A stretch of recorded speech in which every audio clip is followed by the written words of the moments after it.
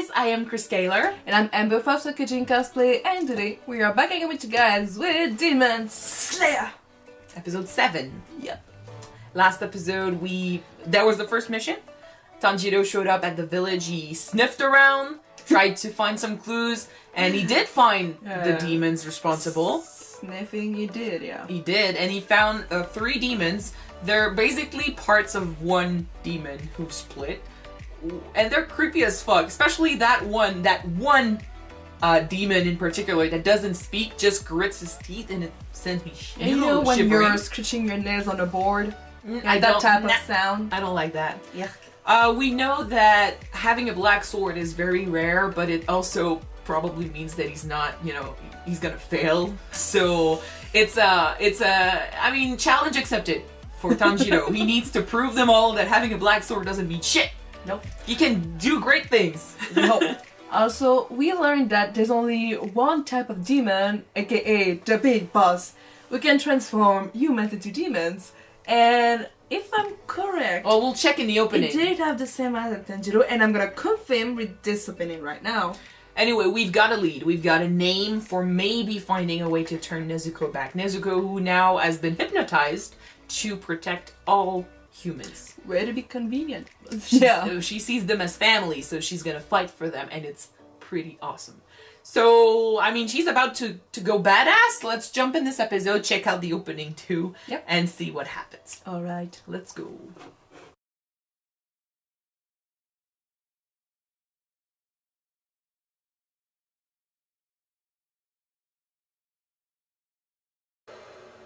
Oh shit! Okay. Okay. Oh my goodness, you can't transform anybody with just a scratch. Oh my god. The demon they fought before, when he fought Nezuko, he was saying that, she doesn't know how to demon yet. She doesn't know how to be a demon. She doesn't know how to morph, use her abilities. She just hits. But she's already very strong. And he said how much blood did he give her? So just scratching them transforms them into like that, demons that lose it. I thought it was maybe referring to maybe Tanjiro gave her blood, so for her to get strong, because the more blood that they eat, the more stronger they get. You think he met Tanjiro? Yeah. Okay. That's why. As in, he fed her because she's his little pet. Yeah. Okay, but I wonder, I still wonder though if he has control over what type of demon he creates, because he just crashed the guy and he fucked up, and he's been around for a while, I'm guessing, so he knows his stuff. And Nezuko is definitely different from the other demons we've seen so far. Is it luck? Is it random? How if you can use the spell, or if you can't, if you can regenerate through sleeping, or if you can't, is it luck, or does he actually know how to choose them when he does that? I don't know. I just know that he looks like a badass Yakuza man. Because I mean, for now, if I look at him, he does look cool. If I look at him, he resembles Nezuko a lot more than the other demons. Yeah. Like it looks like he can control, his face like she does. He can, look like a human. He can, one thing that she doesn't do is it's talking. He does that, but the other demons, they can talk. He doesn't. He's not surrounded by humans, and he doesn't lose it when he's surrounded by humans, which is another thing that he's been there for so many ages. I think that he could have know how to keep it in control. But him having a family, whether it actually his daughter or he just adopted her, No, it said it's completely human, so I think that he's just posing as a... Okay, so he kind of adopted the little girl, and he's being in the family and all, but they actually care about him. They actually think they know him, but they don't know everything. If they know he's a demon, I mean, the eyes are pretty obvious, but maybe they don't know. If they know, it's almost like it's Nezuko and Tanjiro all over again, It's just they don't care. Maybe he said something like, I don't need to eat, humans to survive. I can just sleep and I'm alright. Yeah. Maybe they just accept him, but in any case, it's fucked up. Or maybe he just said, I ate humans, but you're special. I won't eat you. I mean, we don't Something know. like that. In any case, that's gonna be terrible for Tanjiro, because basically killing him now would mean to do to that family what that guy did to to him. You know? Yeah. Stripping them of a loved one. That's something that that's why he's so pissed off. And in most shows that deal with this kind of thing, we talk about the wheel of hate. You know? When is it gonna stop? Because that demon killed his entire family, turned his sister. He's probably not friendly. Like him scratching one guy because he wants to create a commotion. Like, it's obvious. He's not gonna just sit around and talk to Tanjiro like they're friends and be like, oh yeah, I know a way to bring back your sister. He's not gonna do that. You need to kill me for that. You know, he's gonna have to, you know, take the answers through force, through violence, probably. And, I don't know, like, him doing that to his family will lead to Tanjiro wanting to kill him, and he's not gonna let that go, because not only did he suffer through this guy, but he's seeing a lot of people that are suffering because of this guy. But then if he actually manages to kill him, then what is the family gonna do? So I don't know, but the thing is, if he's the only one that can create new demons, you kill him and it's kill over. them, there won't be any new demons out there. But there's probably a reason why no one killed him before. Maybe they just can't. Like, it's fucking, I mean, it's luck. He's lucky as fuck to have found him so fast, but his sensei knew about him. He knew his name, so for sure the others, they probably know who started it all, and yet no one managed to kill him. So how strong is he? We don't know. Anyway, it's gonna be fucked up, and there's the fact, you know, when you become a demon slayer, and when Tanjiro had to go through the selection and stuff, and he killed the demon, and he connected with the human boy that the demon used to be.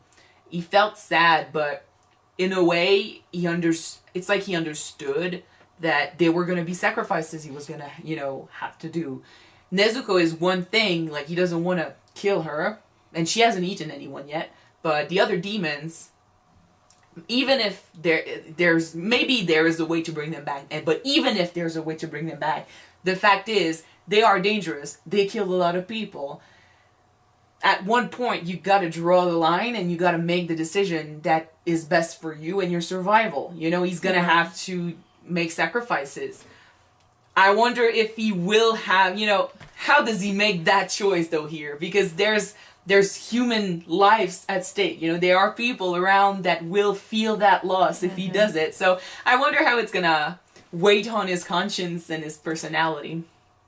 If I'm gonna be honest, if I was in his place, I know that by killing the big badass demon, you stop everything. I'm gonna stop everything. And I know that, yes, the daughter will be sad that she lost her daddy, the mother will be sad to losing her husband. Yeah. But compared to every other family that might lose someone because it's creating new demons. Yeah, it's kind of what I meant by... They will be able to move on at some point, and I'm going to be able to prevent any more tragedies. I know that's kind of what I meant by making decisions that are for the greater good, you know, it's for your survival and everyone else's. But how is it going to weight on his conscience? I don't know. I mean, I'm guessing we're not killing this guy right away, so... No, it's got about maybe 20 episodes left. We got some time. But, yeah, one thing I wanted to talk about was the last goodbye with the kid that lost his fiancée. I totally understand, like, he just learned, like you said, he just learned that his fiancé's dead. He is grieving. One thing he doesn't have that Tanjiro had when his family died was a purpose. A goal on which he could focus, you know. Tanjiro, he didn't have time to worry about, oh shit, my family's dead and everything. He found Nezuko, so right away it was like, I gotta save you. And after that it was right away, I gotta turn you into a human, you know. He had something to focus on, and I don't think he allowed himself to grieve after, when he buried them, but his purpose and his goal is what pushed him forward, and I think it's what saved him as well. So then you have this guy who doesn't have a purpose. I respect Tanjiro for not trying to tell him, you know, that, oh, you know, I've been through the same thing. It's different for everyone. He's just saying facts. you gotta find something to move on. That's what he did. I think that it was maybe a little bit too harsh on the phrasing. Well, he's been through it. No, I know, but even if you went through the same thing at losing someone dear to him, you gotta say maybe in a different way. Just go, you need to move on. He just learned that his fiancé is dead. Come on, guy. Say it in another way, please. Maybe he was bad with his words, but yeah, I think that the concept of it was, don't let yourself, you know, perish. Oh no, because of that. I agree with what he said. Just maybe how he phrased it. That's just it. Yeah.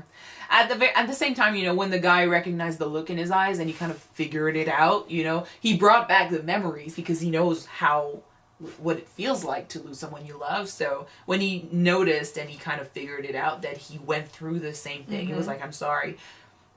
You can't pretend to know, you know, what the other people in front of you went through. And when you look at Tanjiro, it's hard to know, like, it's hard to see the pain and the hurt. Yeah. But that's because, you know, he trained and he worked for 2 years also to become stronger. You don't expect a child to be going through so much hardship. But he's a great, I mean, for someone who lost someone he loved, I'm guessing he's a great example. You look at that kid with his hands, you know, all beat up, basically, all full of scars and everything. You know that kid lost someone. In this case, he lost several someones, but still. And when he's saying, you know, you gotta find a way to move on, you see that that's exactly what he did. So the respect is there, and I think he's kind of a great example for them, as, you know, even though you suffered a great loss, there is still something you can fight for. There is still a way to move forward, and that's exactly what he's doing. So yeah, he's I don't know, you know, I'm guessing that to become a demon slayer, you've got to have, you know, some sort of experience with demons. So maybe all the demon slayers, or at least all the good demon slayers, went through some sort of loss, because that's how they found their drive. But maybe I'm guessing that the best demon slayers, the best ones to, you know, that can relate to the victims, to the people that they are saving, are the ones that went through the same shit. Yeah, it makes for sad connections and sad understandings and sad episodes. But I think Tanjiro found the career that fits well with him now. He looks cool. He understands, you know, he can relate. Yeah, he does. He's a great kid. Oh, I'm bummed that his eyes wasn't the same as I thought.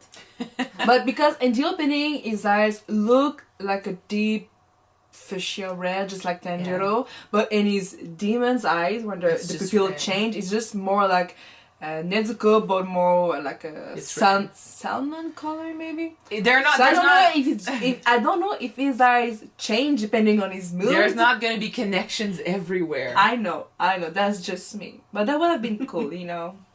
You're looking for connections everywhere. I think it's because you watch too many shows that, like, Breaking Bad and stuff. Yeah, but usually when the eyes are the same color, there's something that you need to pay attention. Not in anime. Not in anime. Come on, My Hero Academia, Debbie with the same eye color at Chateau. Come on. Okay, in My Hero Academia, maybe, but in most anime, then. Okay, in most. And especially, I mean, his eyes are not the same, so. I know. I thought they were, so I'm a little bit dumb that they're not. But okay, it's fine. It's fine. I need to move on. We'll see next episode how. We'll see what he does to stop the panic that is gonna start spreading in this on this street. So true, because if he doesn't end up to just slash a demon in the middle of Tokyo, I mean, he's gonna have to deal with the grieving widow too, you know, unless she dies right away. Yeah. We'll see. Anyway, something else? Nope, I'm done. All right, I'm moving on. Stop it. Thank you guys so much for watching this episode with us. If you want to see the next one right away, it's already on Patreon. Check it out. The link is in the description. Yep, so don't forget to subscribe if you want to watch it now, guys. And if not, wait for the next one to be out on YouTube, which will be next week. Yes. So see you then. Bye. Bye-bye.